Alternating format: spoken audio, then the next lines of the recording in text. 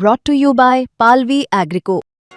पालवी ॲग्रिको, भारताचा पहिला AI तंत्रज्ञानावर आधारित B2B आणि B2C ई-कॉमर्स प्लॅटफॉर्म. शेतीसाठी जे काही लागणार थेट तुमच्या बांधावर पोहोचणार, मोबाईलच्या एका क्लिकवर.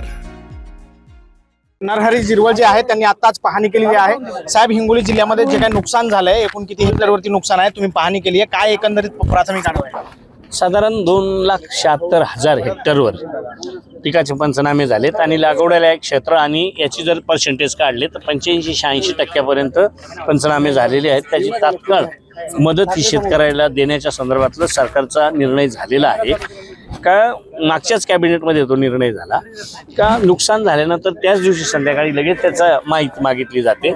दुसऱ्या दिवशी त्याची प्रोसेस कंप्लीट करून तिसऱ्या-चौथ्या दिवशी त्याची नुकसान भरपाईची रक्कम अदा केली. प्रमाणामध्ये नुकसान झालंय, शेतकरी मागणी करतात सातत्यानं की कर्जमाफी व्हावी. अजित पवार म्हणले होते की योग्य वेळ आल्याच्या नंतर शेतकऱ्यांची कर्जमाफी केली जाईल. आता ही वेळ योग्य आहे असं पटवून देण्याचं काम आम्ही करू.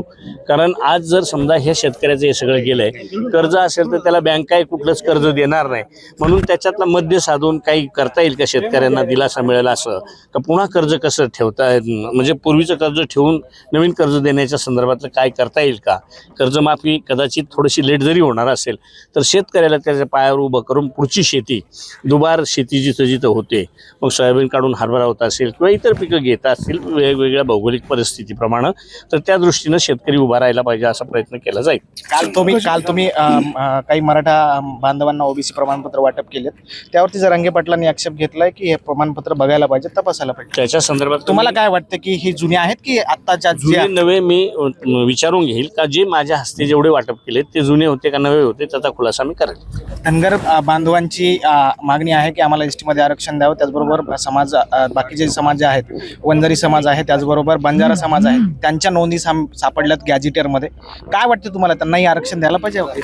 धनगर समाजानं खूप दिवसापासून मागणी केली, कोर्टापर्यंत गेली, सुप्रीम कोर्टापर्यंत गेली. सुप्रीम कोर्टानं त्याला दुजोरा दिला नाही.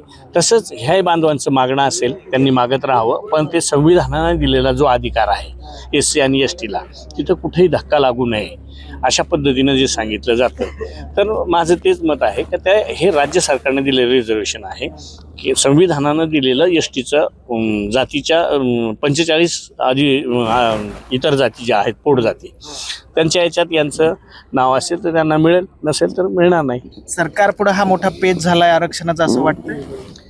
सरकार पुढं शेवटी असा आहे, पेच हा कुठल्याही नवीन गोष्टी निर्माण करताना होत असतो, परंतु त्याला काही आधार असेल तर त्या आधाराप्रमाणे सरकारला तसं करता येणं शक्य आहे. पण रिझर्वेशनच्या बाबतीत सरकार मला वाटतं अडचणीत येणार नाही. निवळ STत ज्यांनी मागणी केलेली आहे त्याच्या संदर्भात तर केंद्राला त्याचे अधिकार आहे. तुम्ही सरकारमध्ये आहात, एकीकडे गॅझेटियर लागू केले मराठा समाजासाठी, त्याच पद्धतीने इतर समाज मागणी करतात, त्यांच्या समाज मागणी करतात, पण संविधान हे वेगळं आहे आणि गॅझेटियर हे वेगळं आहे. धन्यवाद. आपल्यासोबत नरहरी झिरवळ आहेत आणि त्यांनी आताच पाहणी केलेली आहे. ते आता पुढे नांदेडकडे रवाना झालेले आहेत. कॅमेरा पर्सन सुदर्शन पाटील, ज्ञानेश्वर, बोली.